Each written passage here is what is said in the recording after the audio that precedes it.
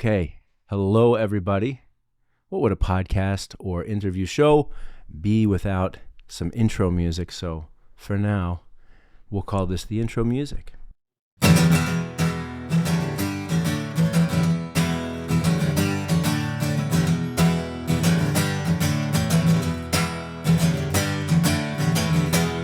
Let the show begin. Okay. Hi, Joe. How are you? Doing well. And yourself? Good. Welcome.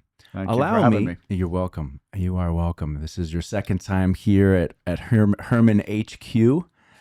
So you're a regular at this point in time.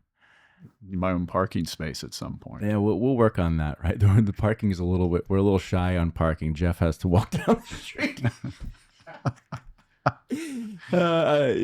He keeps drawing the short straw and has to walk down from the main parking lot.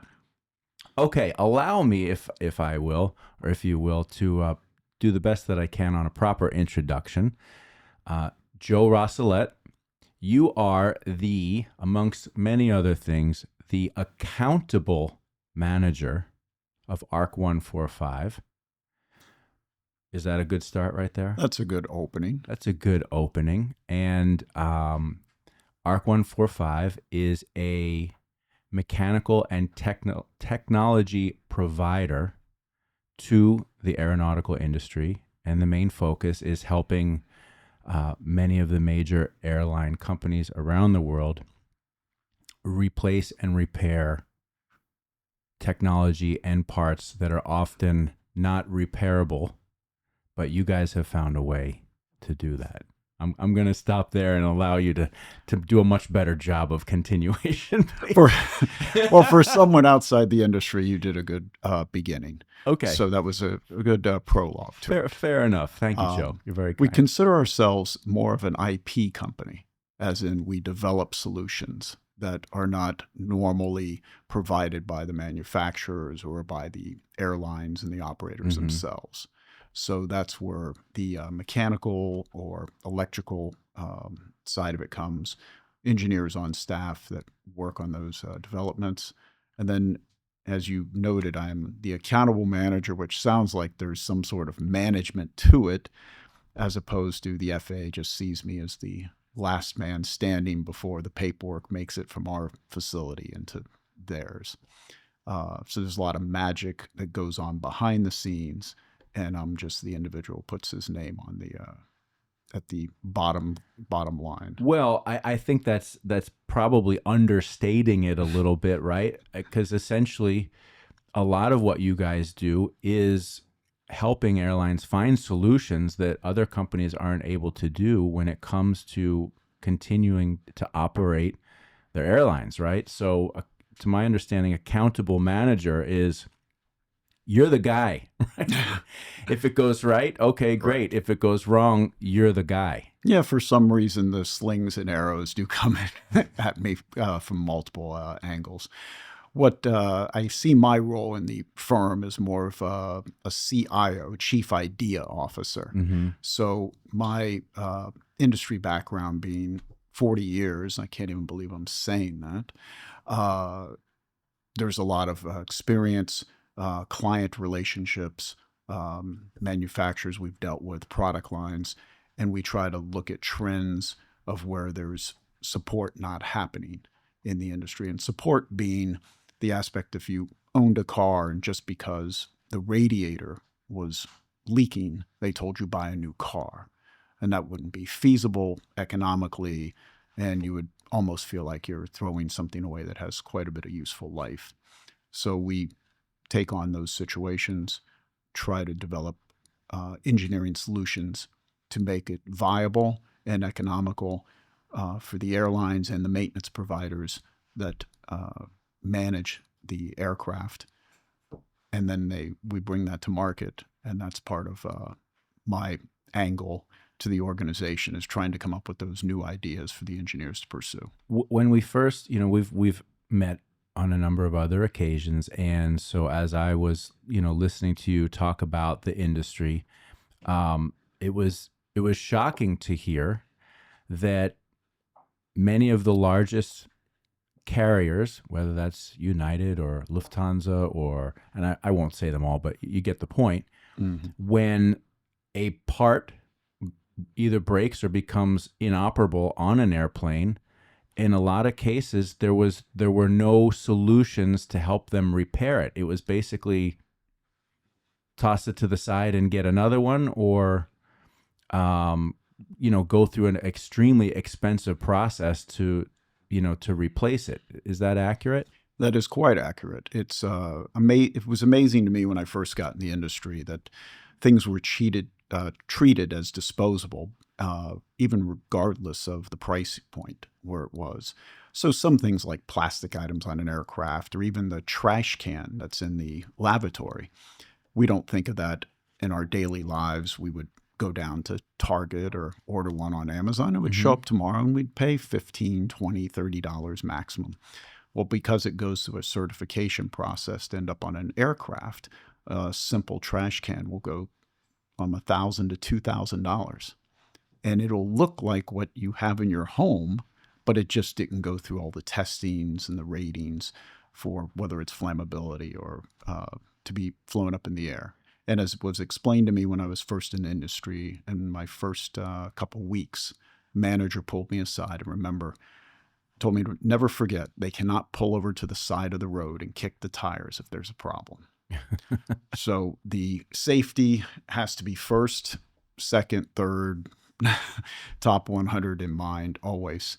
And then the paperwork that comes behind it to validate it. And I remember that was something that really struck me as well too in some of our initial meetings, was the sheer expense of everything on an aircraft. From the, of course, the design. Everybody knows that an aircraft is expensive. I don't know that everybody would realize how much each individual part costs in relationship to, I guess, what you would say, what might be its real world tangible value, right? There might be an item on an aircraft that you're referencing a garbage can, right? Maybe it costs, $10 to manufacture it. By the time it gets on an airplane, like you're saying, it's $1,000 or $2,000.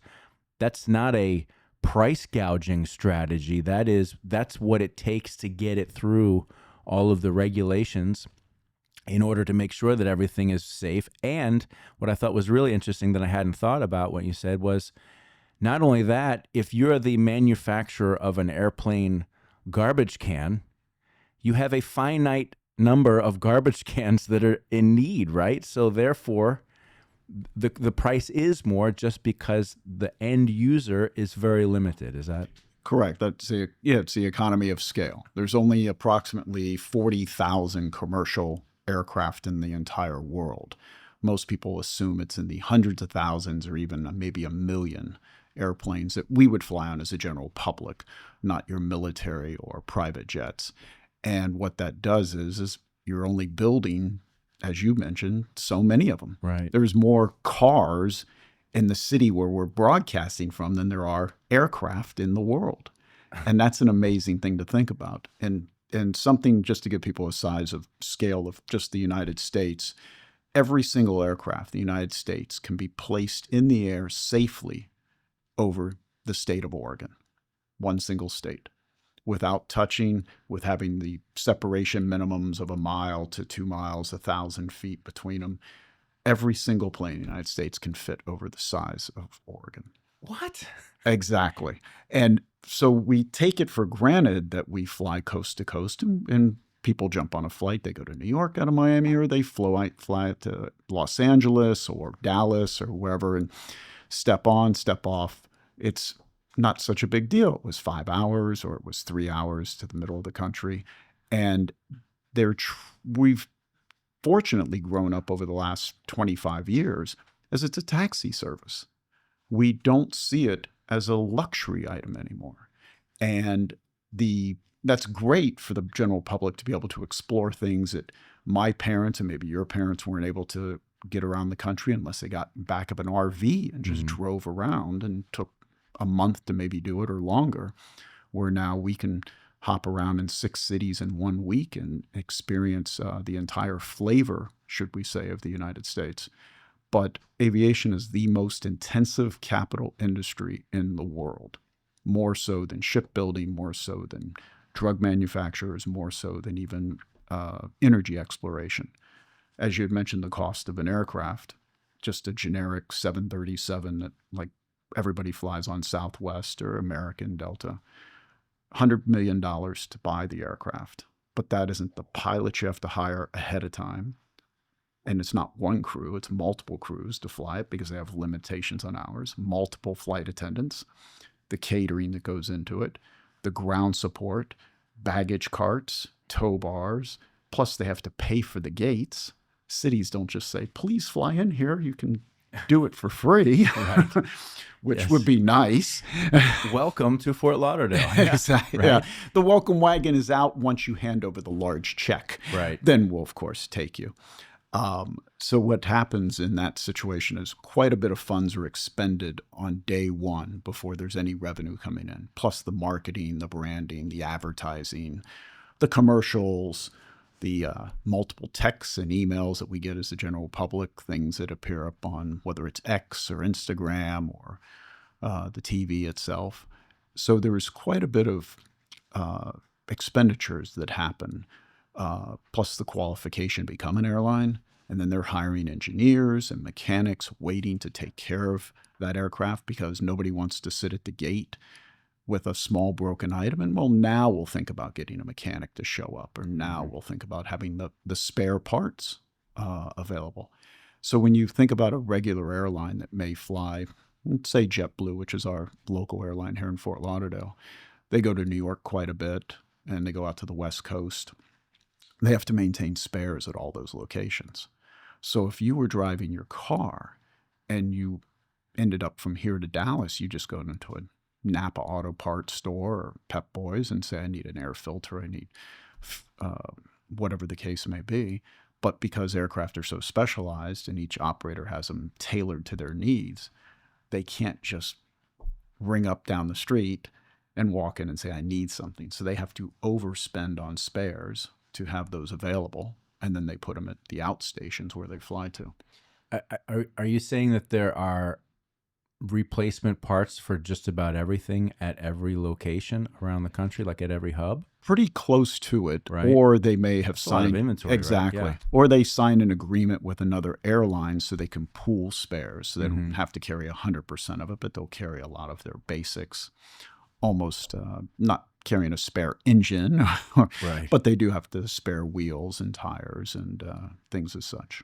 You know, all of this, you know, is reminding me of another point that you made, which is why your company is so important, right, to the industry, is when an airline has that much capital invested upfront,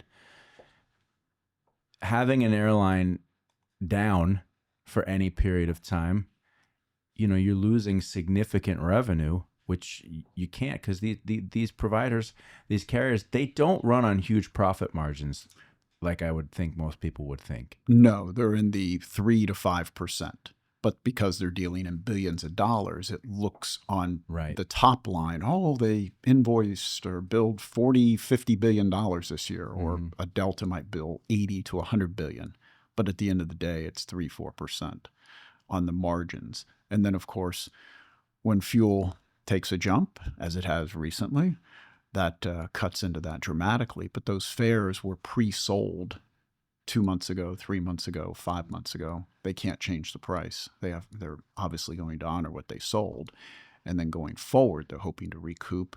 But then there's a certain aspect, almost if you were going to watch a movie and the theater was losing money, they can't all of a sudden charge $50 for the future tickets. Right. Nobody's going to show up and watch the film. So you are limited by the amount of so recouping. They're riding a kind of a knife edge, right? You know, because there are so many variables that can go into, right, particularly energy and fuel costs, changing on a whim. You know, whatever economic trends might be happening around the world can impact the business immediately. And tickets that were sold 2 months ago at one point in time might have been considered profitable tickets, and now you're underwater, right? It's like constantly, right? It's definitively trying to guess where things are going to be economically. Right. And sometimes they guess well, and sometimes they don't. And for a myriad of reasons, some of that leads into why Spirit Airlines is no longer with us. Not 100%, but it was a large driver for their demise. And we've seen this with other airlines, and sometimes being in the industry, you want to look at an airline and go, how are they still there? And even though it may sound callous, there's a certain aspect to where if you have an airline or two that are barely surviving but slashing fares and they force other airlines to come down to that level to match, technically it's weakening all the operators. Right. And if they're going to constantly lose money to try to compete with someone, eventually it will catch up. And then that reduces staff, reduces salary. The raises aren't there. The bonuses aren't there for the employees. And it has to be looked at a little bit more, unfortunately, like a doctor treating patients. We can only do so much for you, and we may have to take steps that you didn't foresee, but To save the patient. but we're going to save the patient. Okay, so I was going to ask you about Spirit Airline, but you've jumped into the fray. So I'm just curious, like, what exactly? Tell us a little bit about the evolution of that airline and what went wrong, right? I mean, because it's been a long time since we've had a large business in the United States of that size. Literally, one day in business, the next day we're done. It was very abrupt. It seemed. It was, and part of the thing when you start as a low-cost carrier, which they did, which is to offer a basic ticket, and then everything was an add-on. Almost down to if you wanted a pillow, you paid for it. You wanted a glass of water, you paid for it. Right. The model was, here's your base fare, but please don't ask us to do anything else. If you need us to print your ticket even, or to one piece of luggage, or even carry on, you paid for. It was a la carte situation. So it sounded good on the front end for a lot of travelers. Oh, I'm going to fly from here to New York round trip for $99. But at the end of the day, after you had to print your boarding pass and they charged for that, or if you got to the airport or you carried something on, or you wanted even just water, and then the times weren't always the most convenient because slots are charged by when you land. You're landing in the middle of the day as opposed to taking off at 6 a.m. to get somewhere by 7:30, or you're landing late at night. There's a different airports fees. charge differently based on the time there of day? are. Ah. Hence the rush of flights that usually come in at the end of a business day, 5 to 7 p.m. So people are coming back from whatever destinations they are, and they're getting home at a reasonable hour, or they're leaving at a reasonable hour. Nobody really wants to be on that 5:40 a.m. flight to New York out of Fort Lauderdale. It's not the best. No, but we've all done it. But the 8 to 9 a.m., yeah, I got up, I had my coffee, although I don't do coffee, Right. and they roamed off to the airport in a leisurely fashion as opposed to getting up at dark 30. So Spirit had a decent model, but they didn't connect. Southwest Airlines, which was founded about 50 years ago, had a great model, which was, we're going to be low cost, low frills, but we're still going to take care of your bags. We're still going to give you a pillow. We're still going to give you the proverbial bag of peanuts. Right. And they were cheeky. Their flight attendants made jokes. The pilots even got in on the humor, and they made everybody feel as though you were on a bus trip, but you were going to have fun. You're going to have a good time. You're going to have a good time. And when you lose the good time and you just sell it upon price and you don't have anything else going for you, and then they kept expanding out because there is an economy of scale. They're adding more aircraft so to try to attract more travelers because, as we talked about, the margins are so low, you have to technically continue to build to make anything out of it to pay back your lessors or whatever the loans are for the company and the maintenance costs. So it becomes almost like a doom cycle. We got to keep growing out of the losses. And I think this takes me back to the .com days of the 90s, which is just trust us. Another $100 million investment, and this is the year we're going to get over the hump and make money. And the fortunate part is some companies did. Your Amazon, which didn't make money for almost 2 decades, even though they went public, but it was a scalable idea, and they got to that point. And now, of course, one of the most valuable companies in the world. versus an airline, which just continually eats up capital. And the scale is only loyalty. So if you're a member of American Airlines or Delta Airlines loyalty programs, or even JetBlue, which has a great loyalty program, you get a lot of little perks. Early boarding, get upgraded to first, you get some free drinks, maybe a snack box in the back you didn't have to pay the $8 or $10 for. They issue credit cards, so you get miles to build up that way towards free flights. Spirit shouldn't say they didn't see a value into that. They did not prioritize a value into that. But one of the things that I noticed my experience with Spirit, I flew a few times in the original Spirit, and it was terrible. I think a lot of people that have flown airlines, Spirit was not great. It was not a great experience. However, they did when they sort of rebranded to the yellow, and they did a nice marketing rebrand to some extent, and I flew it a couple times after that, and I thought, well, it got better. It did fundamentally get a little bit better. It felt like, okay, this feels like a real airline now. Before, it was like half a step above a jump seat in a cargo plane where you're strapped to the side. And you were looking for the farm animals that were being transported with you. Or at least trying to figure out where the smell was coming from. I got a chicken under their arm. It's pretty close. Trying to stay as polite as we can. That was where it was headed. Yes, the rebrand was nice, but the bottom line, or should we say the underlying economics of the industry still went against them, and they didn't partner with anybody. JetBlue partnered with American Airlines for a while to try to drive clients both directions. They're now partnered with United. As I mentioned, Southwest has just done a great job of keeping people loyal by the fact that it felt like you were flying with a friend, or at least a good acquaintance, and that treating people like humans, as I always say. Why do you want to be around someone who's just looking at you as punch the ticket, sit down, be quiet, and if we acknowledge you're on board, that's only because we checked your seatbelt, and then when we land, please get off as quickly as possible and take your belongings with you. And that doesn't long term. You could, as you would know in marketing, you can only put so much lipstick on that pig before somebody realizes that's where the smell is coming from. And they were found out. They were. And on the next day, the website said, "We're out, done." Correct. And it's sad. It is. It is a huge campus, not far from here, right? They were they had a massive office complex from our facility.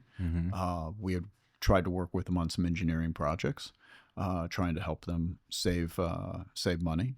Basically, that's what we're about. It's one thing that they can control. Airlines cannot control the cost of fuel. The planes all pretty much sell or lease at standard rates in the world, almost like buying a car. Nobody walks in and, oh yeah, you bought your car at $40,000 and I found it for $25,000 brand new. That it just doesn't happen. Right. It's all within a range. Do airlines, do a lot of them lease? Yes. Really? The majority of the industry has just in the last couple of years has crossed that 50-50 threshold, where there's more aircraft leased than there are individually owned. But there's a strategy to this. And it used to be just the low-cost carriers starting out, as we've talked about, and I hate to harp on it, it's just capital. They didn't want to put all that money out up front, so they leased it. Okay. And there's different ways to lease. You can lease with basically what they would say the whole crew is involved. You're leasing the airplane and the pilots and the fuel and the whole nine yards. Oh, really? Yeah.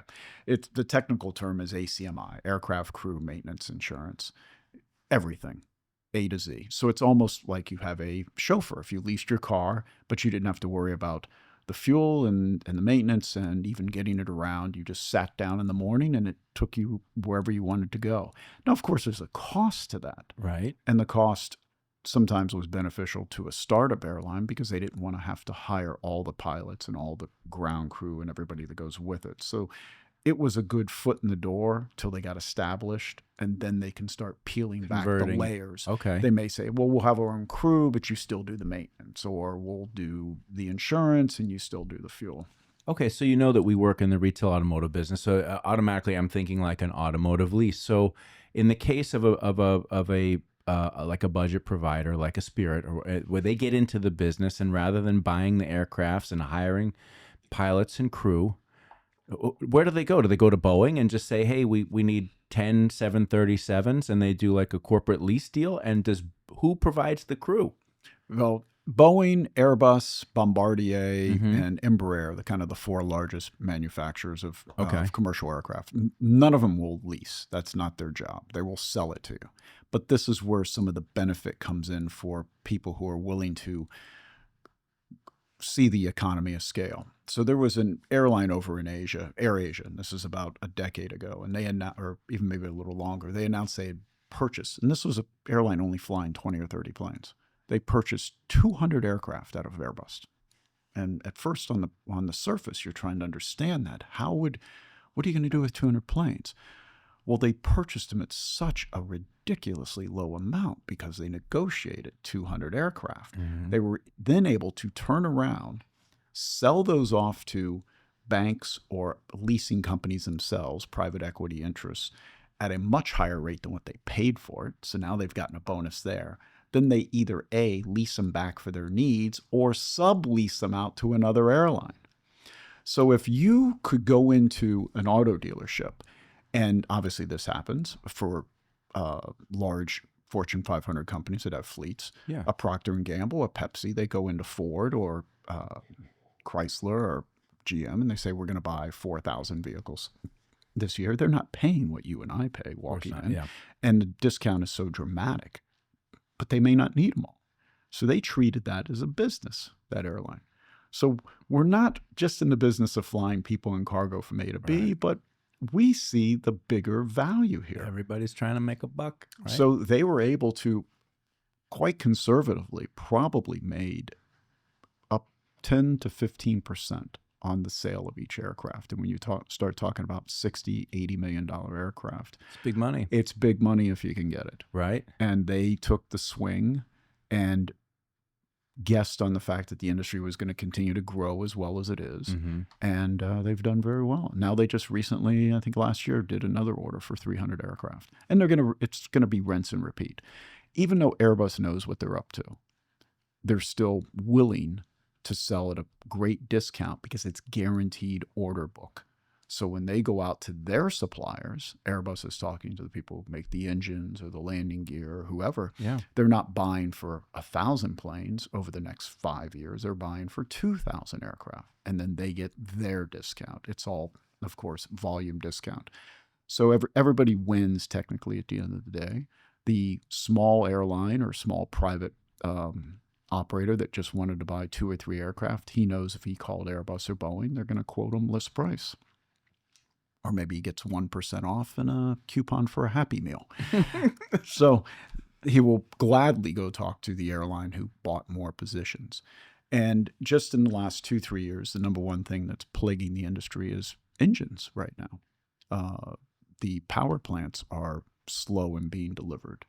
And there's also been some issues with Pratt & Whitney that tried to do, I think some people have heard the term additive manufacturing, which is you're taking material and putting it together. You're almost like a 3D printer where it's printing the part. It isn't the old days you forged it and you think of the guys with Thor with the hammer beating it in the ground and putting it in water and firing it. So there's different ways to make parts, and they tried to do this one methodology for engine components, and they started breaking down at half the lifespan that they should have been. So, of course, none of that maintenance was anticipated, and it is grounded worldwide, hundreds of aircraft over the last 2 years, and it's still going to plague the industry for a few years going. How many, you told me at one point in time, how many commercial airline actual planes? It's a very low number when you think about it, right? Worldwide. 40,000. 40,000 total commercial airline planes. That the general public would be flying. That's you'd think it was so much more, right? You do, but they really use them quite often. Mm-hmm. Your smaller airframes that like JetBlue and Southwest utilize, they're going to make 8 to 10 trips a day. because they're in that sometimes just hour flights. For how long? How long can these planes be in service? When I first got in the industry, the normal time was about 30 years. And then it seems to be every decade it loses 5. So we're down, not because it's unsafe. I don't want to leave that impression at all. Right. It's now just economics. How much is it going to cost us to put it through a recertification? So even though you may have a Jeep or some engine in your car that you're sitting and going, oh, this Camry should get 300,000 miles. But after 100,000 miles, you're looking at it going, well, I have to do these major services. Right. So I could sell it for X, or I could put additional funds into it and it may not be worth any more. And in 2 or 3 years, it's going to be worth less. So I'll just take the money and move it on. So we're seeing the retirement of aircraft accelerate down to about a 15, 18-year average. Now, in times like now with a broken supply chain, and I just had this discussion with a major manufacturer a couple weeks ago when I was overseas at a maintenance conference. We both have kind of come to the agreement that we're tired of hearing about the supply chain and COVID broke it. COVID broke nothing. What COVID did was expose the supply chain.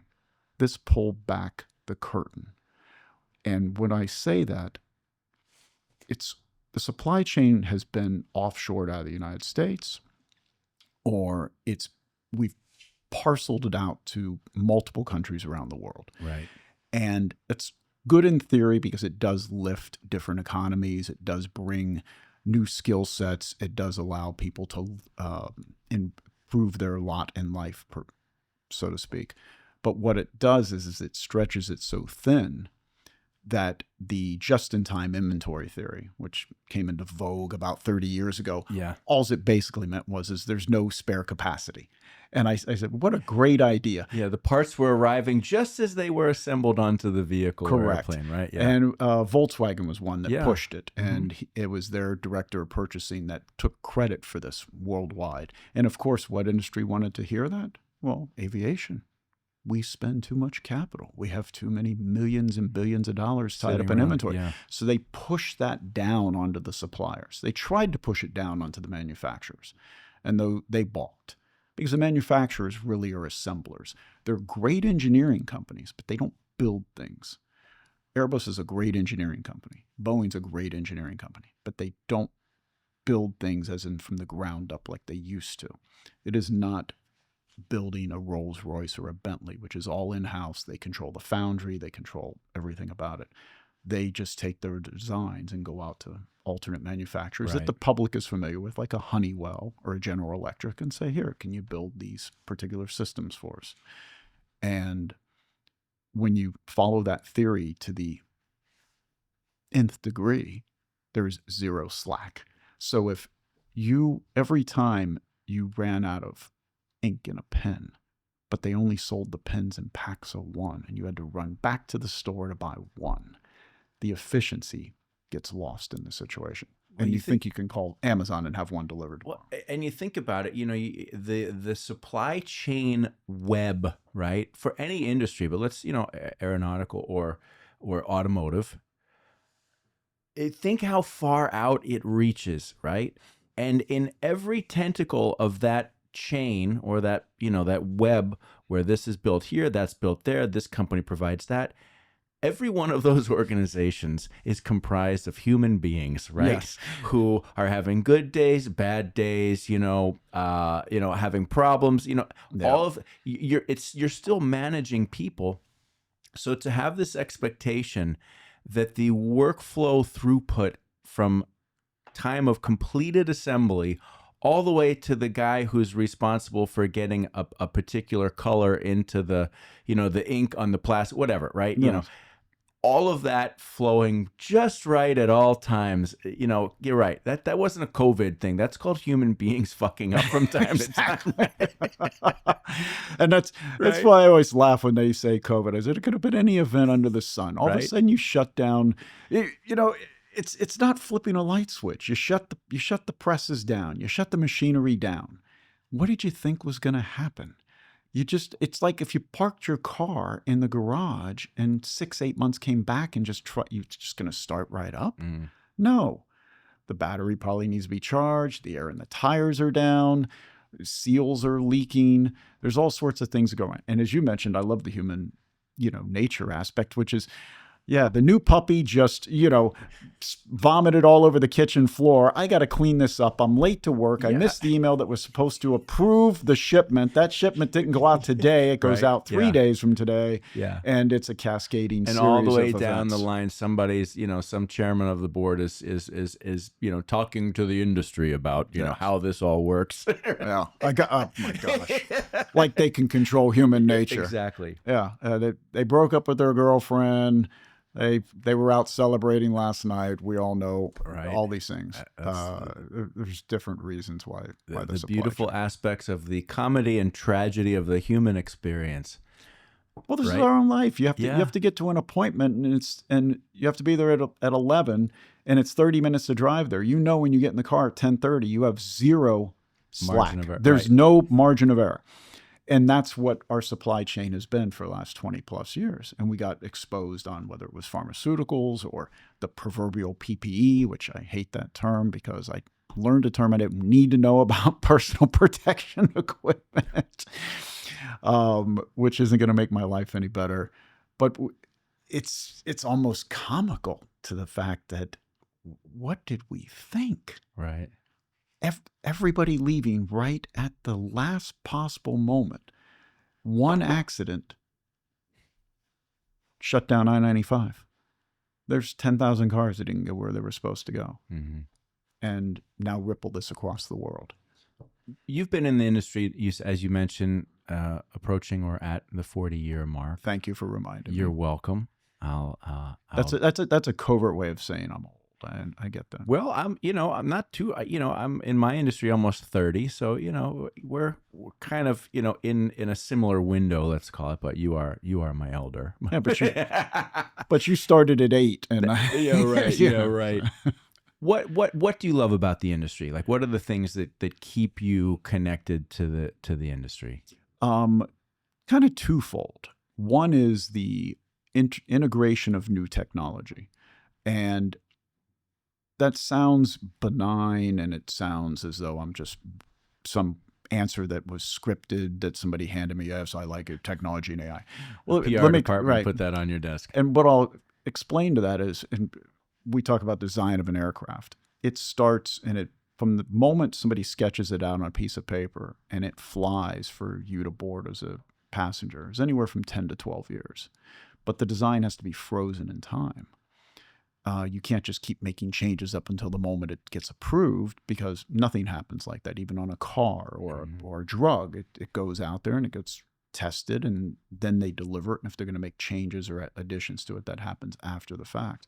So the technology that we use in our cars or in our phones every day is so far advanced, or on our computers, or now we just download a new app where AI is going to write me something. It'll write my term paper. It'll show me how to organize my calendar. The problem is when you're dealing in a highly regulated environment, you can't just keep submitting new changes. You can't, we have a new revision, another revision. Well, then that just slows everything down and goes back into the bureaucratic morass, and they'll eventually get to it. And if they like you, they'll get to it sooner than 5 years. And if they don't like you, it might be longer. Yeah. But everything that we use is not on board a plane. So what happens is, and we get on aircraft and we look at it going, that's what my car looked like 7-10 years ago, technology-wise. Right. Well, there's a reason for it. Not because they're cheap. It's because the design just cannot constantly be in flux. And it's almost like if you were to explain somebody baking a cake. You just keep pulling it out of the oven and changing. Oh, I meant to add a little more cinnamon to it. I meant to put another, slice of whatever. Vanilla has to go in there. Right. You just don't do it. It's in the oven and you got 45 minutes to wait. And when it pops out, that's what you get. If you want to make a change, you make an entirely new cake. Well, when you're talking about an aircraft with anywhere from 3 to 4 million separate parts, you can't just pull it out of the oven. Mm-hmm. And so what I enjoy is watching these technologies get introduced into the industry that we've used in our daily lives. And now, this will really make it better. This can bring efficiencies into it. And it's kind of exciting to see how they get integrated. And then some things, of course, don't have much to do with the general public. And we see particular things. Like GPS spoofing is a big thing in the industry now. What's that? What that does is we're seeing it in conflicts around the world, which is they try to spam or jam the GPS signal. So you think you're landing in Portland, Oregon, but your computer's telling you that you're in Mumbai, India, because it's sending a different signal to the GPS. Okay. Now, fortunately, aircraft are multiple redundancies. If GPS disappeared tomorrow, every flight would take off and land like it has for the last 100 years. It wouldn't affect anything. GPS just makes it more efficient. Good example is it used to be when you flew from London to Paris, two cities that are linked inextricably through history and lore. It took over an hour because they had to fly these antiquated routes, looping around areas because they didn't have precision guidance. When GPS came, now the average flight's about 27 minutes. Mm-hmm. So the fuel savings, the amount of carbon not emitted into the world, and the one thing that can never be quantified, but unfortunately as humans, it only is important in our last year of life, which is time.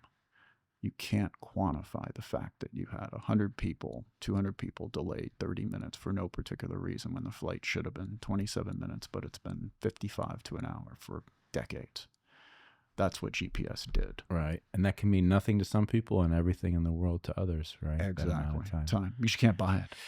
You almost have to have a little bit of a Zen-like patience, right? You know, because if you're talking about watching the technology get introduced, it's not like you're going to see it in a year. No. Right? I mean, what you're seeing going in now, it's, 5, 6, 7, 8, 9, 10 years later, some of that stuff's coming out on the other side. Right. And then just to quickly finish off the answer about what else excites me about this, the second aspect is the new people that come in. I love their enthusiasm, their wide eyes to everything, whether it's just a little acronym that we may utilize or not understanding that this company, particularly in today's world of companies buying each other up and gobbling this one, they didn't realize that this company had owned this one and they got put together, and they kind of see almost like a play or a novella per se. Well, they used to be our friend, but they're not our friend anymore. But now this is our new friend, and they're part of the family. And you get to see it from a fresh perspective. People that don't have the historical background, or in some cases maybe the baggage, they may call it, that I have, where they'll look at it in a manner that I never thought about, and then they'll ask questions, which is extremely important in a safety environment and in an engineering environment. They're going to ask questions that on the surface we may say, oh, well, that was born of their own ignorance or they just didn't understand. But no, they're coming at it from a layman's perspective. And we're like, yeah, I never thought about that. Mm-hmm. Maybe we need to look at this angle. We get hardened sometimes to our own repetitious behaviors and understanding of whatever industry that we're in, that yes, sometimes those questions that seem youthful, right? You think, oh, right. But a lot of times you're right. You stop and you go, oh, that's a good way to look at it, right? Hence the old saying, out of the mouths of babes. That's right. Which my only quote I ever attributed to myself was, old sayings become old sayings because they're true. That's a good one. And I won't take offense, but I kind of laugh off when somebody goes, oh, that's an old saying. Well, there's a reason why you know it at 20 and I know it at my age and my parents knew it at their age, because it had to be a modicum of truth to it, or something that could teach us a lesson. You touched on AI earlier. How is AI impacting your business, and how do you see it implementing and impacting the industry as a whole? The volume of data that gets processed on a flight, how fast it was going, the altitude, the fuel burn, wind speeds, atmospheric conditions, how does that affect flight patterns?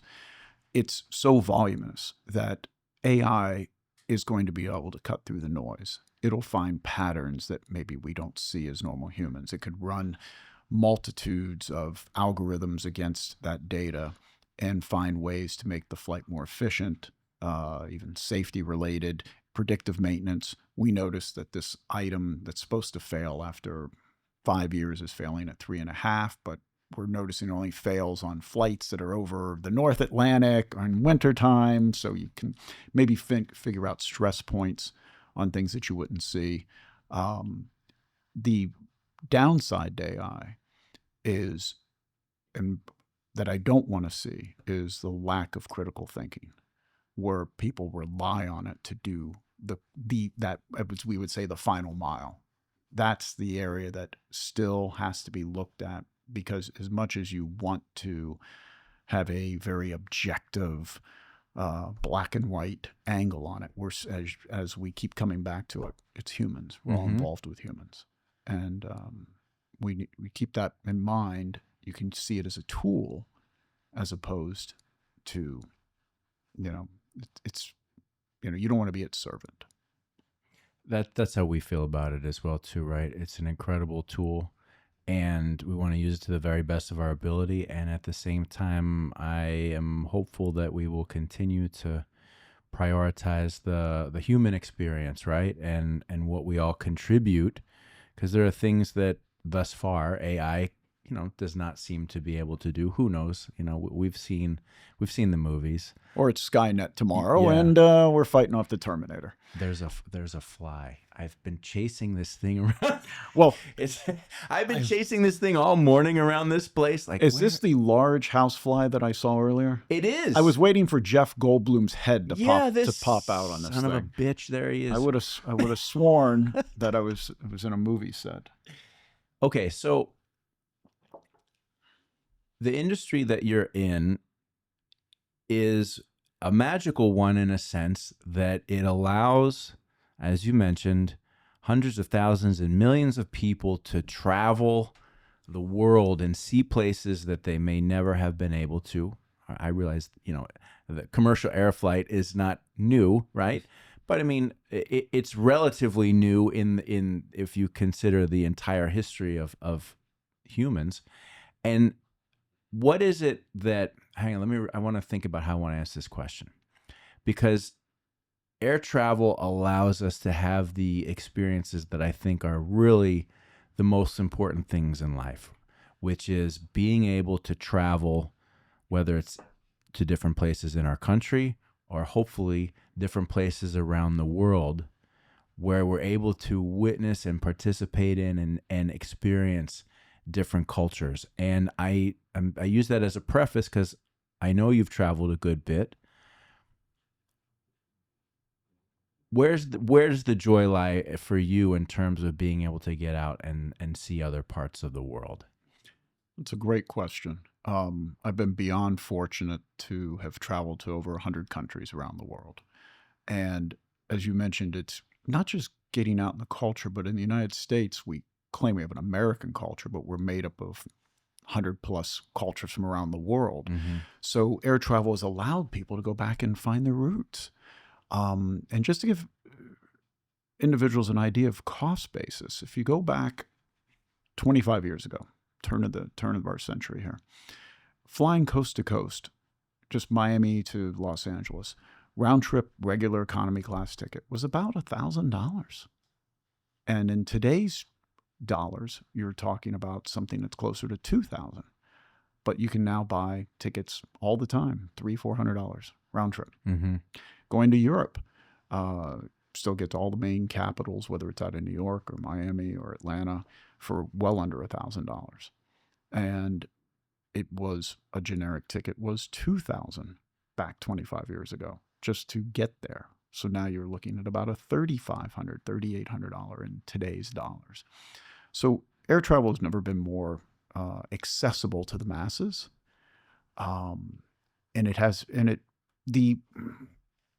mankind's always wanted to fly.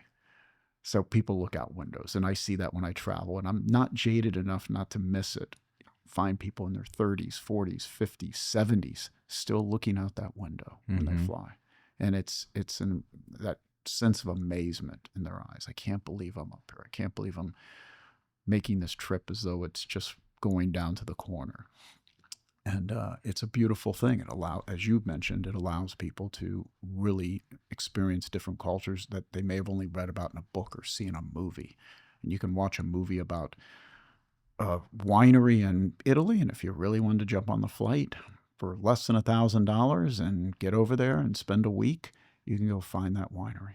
Yeah, it's the greatest joy. My wife and I feel the same way. We've brought our kids with us everywhere that we can go. I think I've mentioned before, my wife's from Russia, so we go home to Russia. They go home all summer. Every summer I go and visit, and just the experience of traveling together as a family, going to different places.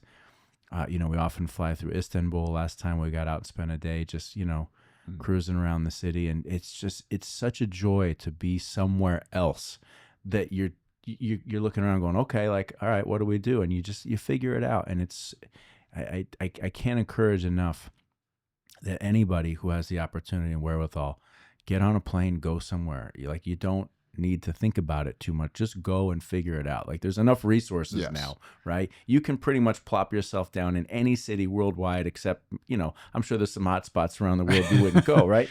But just get there and go experience and meet the people, and you'll find that people are people everywhere you go. I find the less planning you do, the better the time you'll have. Don't limit yourself. Oh my God, it's 10:30. I was going to go do this class. Or I'm going to go to this museum when it opens. Just go you don't know what you're going to find around that next corner. Yeah. And particularly since it's going to be different. It's going to be new. It may not be easy at times, communication wise, but you make do. I tell the story when I was in a cab going from Amman, Jordan to Tel Aviv. I had the cab driver didn't speak any English. And he's going through his thing, parlez-vous français, because French being big in the Middle East. And no, and I said, habla español? He said, no. He goes, Italiano. I said, ah.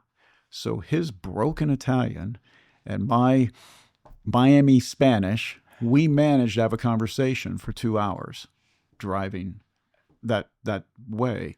And it's because we wanted to. He wanted to know about my culture. I wanted to know about his. And who would have thought, you put a Jordanian cab driver and myself, a kid born and raised here in Miami, that we're going to find a way to communicate just trying to make it happen. And I could have never planned that. That feels like a really nice place to wrap up the conversation, right? Ultimately, the beauty of the human experience and being able to connect with people all around the world as a result of the industry that you work in. Pretty cool stuff. Well, thank you for having me today. Joe, it's been a pleasure. I really have enjoyed it. And I've got 10 other questions, but that's just such a nice warm spot to stop. I'm going to say, okay, we'll pause there. We'll do it again, okay? Done well. Thank you so all right, much. Thanks, Joe. Appreciate it.